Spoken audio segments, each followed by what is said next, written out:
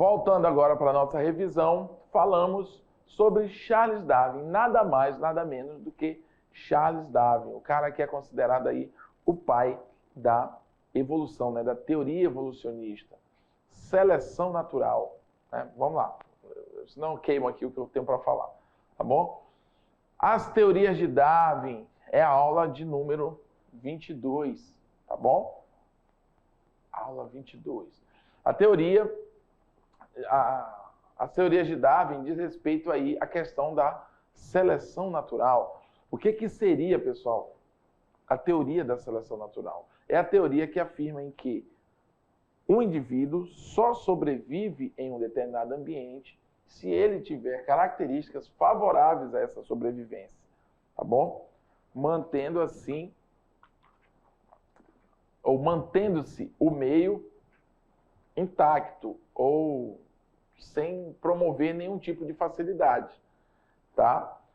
Quando se fala em seleção natural, você tem que automaticamente associar isso a Darwin, tá?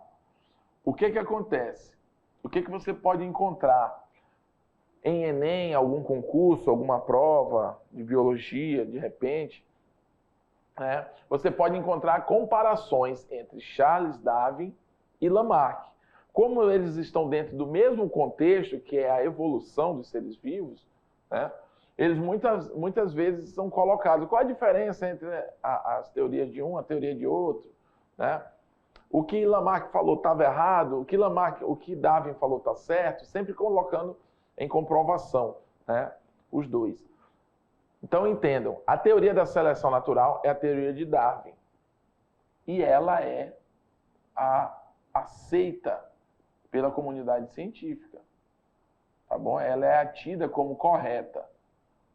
A base para as explicações sobre a evolução surgiram com Darwin. Já as teorias de Lamarck, a lei do uso e do desuso e a transmissão dos caracteres adquiridos, são teorias não é controversas, são teorias questionáveis, pronto, tá bom? Mas que serviram sim como despertar para o assunto, né? Ou como referência para o próprio Darwin, para ele estar chegando às conclusões dele. Então, a teoria da seleção natural, as características favoráveis ao indivíduo fazem com que ele permaneça naquele ambiente e assim ele consiga se reproduzir. E quando ele se reproduz, automaticamente essa carga genética tende a permanecer no ambiente porque ela vai estar presente nesses indivíduos. Falamos aí também sobre o neodarwinismo, que é nada mais nada menos do que os conhecimentos genéticos atuais sendo usados para as explicações sobre a evolução, como essa evolução acontece. Então, dentro do neodarwinismo, a gente vai ouvir falar muito aí em recombinação gênica, né? Ou genética. A gente também vai já encontrar palavras ou termos como mutação, que são fatores genéticos que estão diretamente ligadas à evolução de um ser vivo, tá bom? Isso vai depender, no caso aí, principalmente dos animais, da natureza, enfim, vai depender muito do ambiente, né? Tudo isso pode promover recombinação gênica, pode promover mutações, e com essas recombinações gênicas e mutações podem acontecer a formação de novas características, novos indivíduos, novas capacidades desses indivíduos, tá bom? Que com o passar do tempo podem aí passar pelo processo de especiação, formando novas espécies a partir de um ancestral,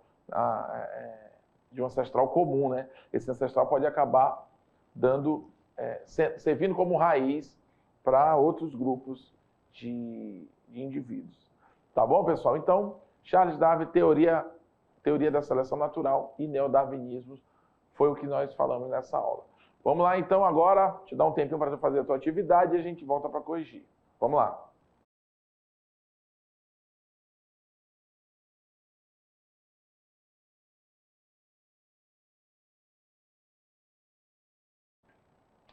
Vamos agora, então, tirar dúvidas. Falamos sobre Charles Darwin, o cara da evolução.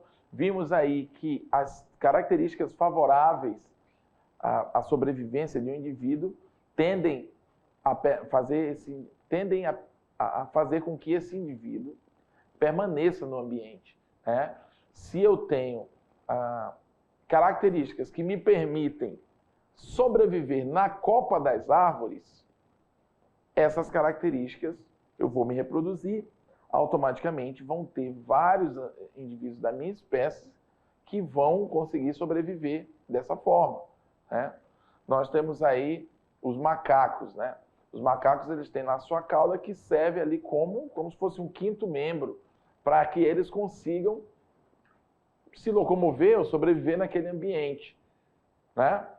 Então, automaticamente, a comunidade de determinadas espécies de macacos vão permanecer, vão ser abundantes nesse tipo de hábitat, entendeu? Por quê? Porque se está na genética desses indivíduos, ela vai ser passada de pai para filho. E se essa característica permite ele ter esse tipo de sobrevivência, né, viver nesse tipo de ambiente, então automaticamente significa que ele está adaptado àquele ambiente, tá bom? Mas vamos lá, joga na tela, vamos para a nossa primeira questão, tirando dúvidas, resolução de atividade de sala, tá? Bom, a teoria sintética da evolução, ou neodarwinismo, foi formulada por diversos estudiosos, sendo tomadas como essência as noções de Darwin sobre a seleção natural e as noções atuais de genética. O que esta teoria considera como unidade evolutiva e quais aspectos fundamentais para compreender os estudos dos fenômenos evolutivos? Bom, segundo o neodarwinismo, né, esses novos estudos, considerando aí as teorias de Darwin, inserindo o conhecimento genético, a gente tem o quê? Como unidade evolutiva. Quem é que é passível de unidade evolutiva? A população de seres vivos. Então a gente vai ter a população. Tá bom? População. Lembra que nós falamos sobre isso durante a aula? E ele pergunta assim, quais os aspectos fundamentais? Isso eu falei ainda há pouco na revisão. Quais os aspectos fundamentais para os estudos dos fenômenos evolutivos? Uma delas é a variabilidade genética, que vem ser a mesma recombinação, né? Quando você tem uma variabilidade, se está variando, significa que está tendo recombinação. Então, variabilidade genética e fenotípica, ok? O que é fenotípico, pessoal? A variabilidade genética é a variedade do conteúdo genético do indivíduo, tá bom? E a variedade fenotípica é a variedade do formato desse indivíduo, digamos assim, da aparência desse indivíduo, tá bom? Tudo isso são indicativos da evolução. Segundo a teoria sintética, isso agora é a resposta, tá, pessoal? De fato, ó, segundo a teoria sintética ou neodarwinismo, a unidade evolutiva é quem? É a população, como eu falei ainda há pouco. É essa população que vai evoluir ou não dentro desses estudos. E a variabilidade genética e fenotípica dessa população é fundamental para se compreender os fenômenos evolutivos. Quando eu vou tentar compreender a evolução de um determinado grupo de ser vivo, eu vou, pessoal, pesquisar geneticamente esse grupo, né?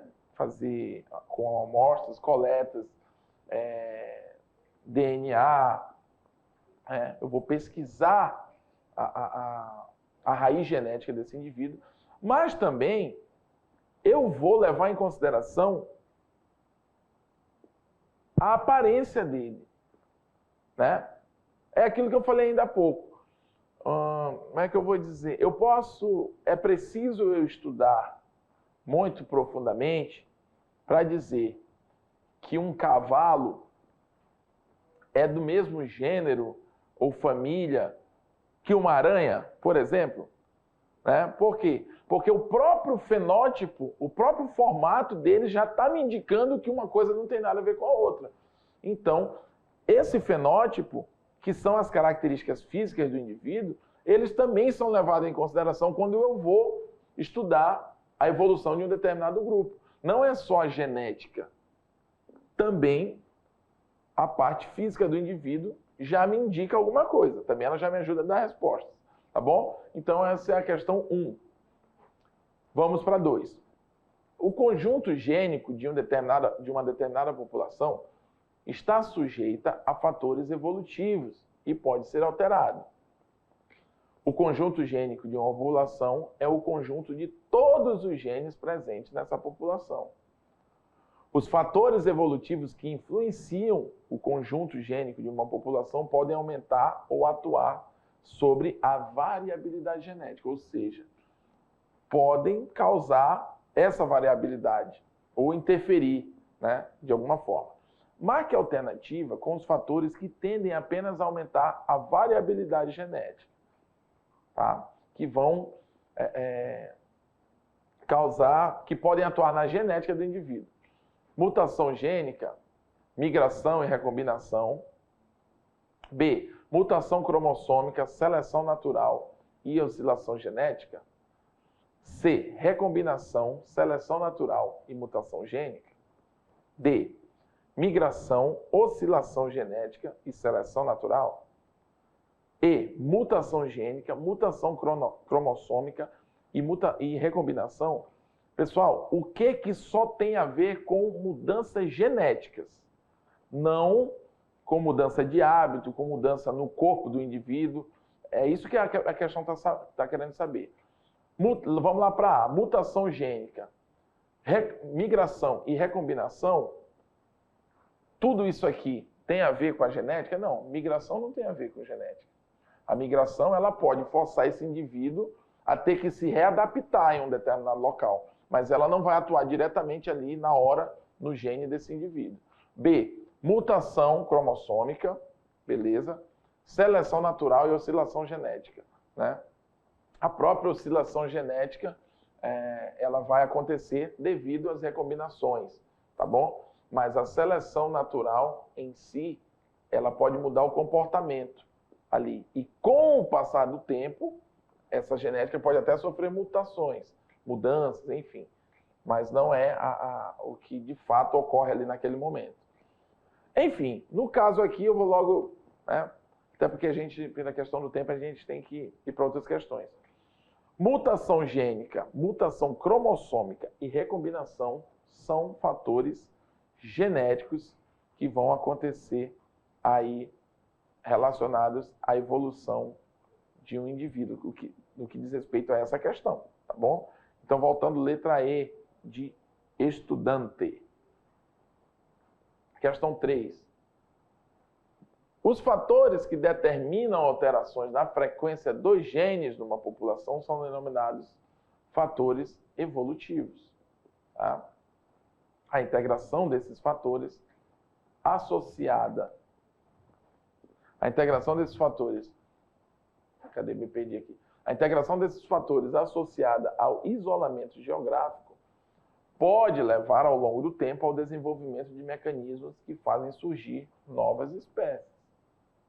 Que a gente chama esse processo de especiação, tá, pessoal? É o surgimento de novas espécies. Acerca do processo evolutivo das espécies, assinale a alternativa correta.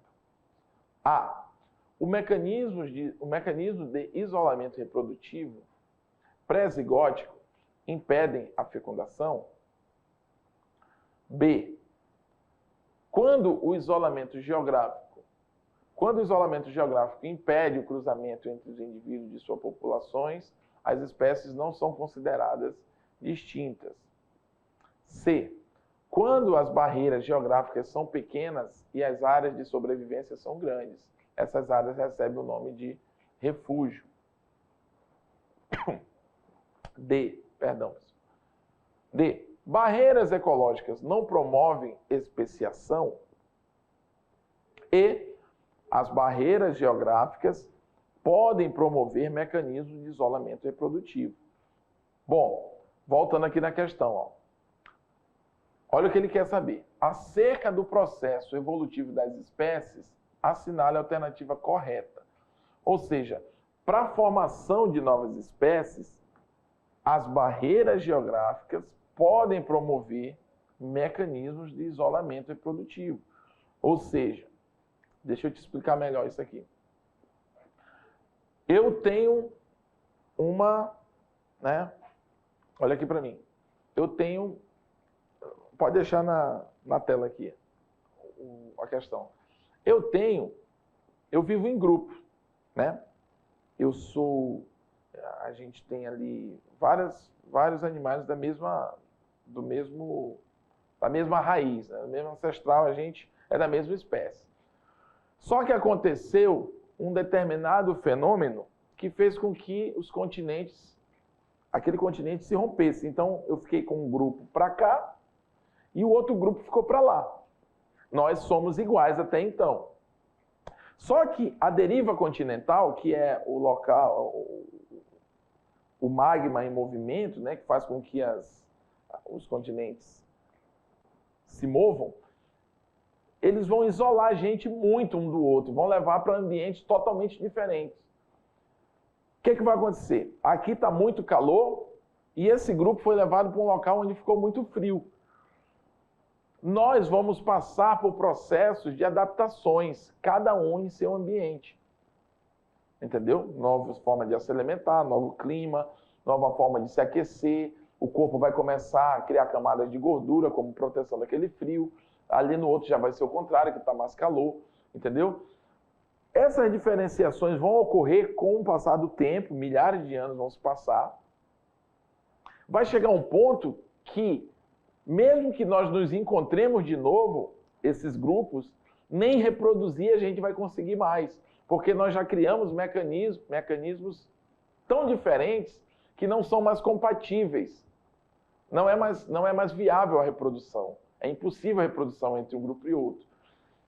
O que aconteceu? Foi o isolamento, a barreira geográfica, ela que acabou promovendo.